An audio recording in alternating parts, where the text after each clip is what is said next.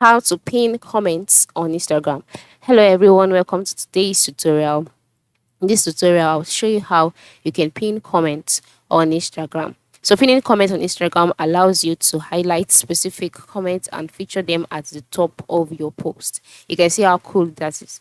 So to pin comments, move to the bottom right corner of your screen and then click on your profile icon. The reason you'd have to go to your profile page is because you can only pin comments on your own post and not on anybody's post.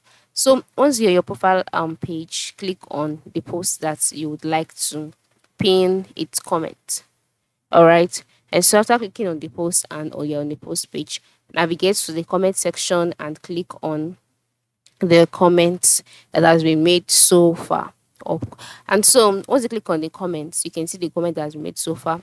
And the next thing for you to do is to long press on the comments that you would want to pin. And after doing that, you can see three options there: add to story, pin, delete. Just click on pin, and then just like that, the comments will be pinned.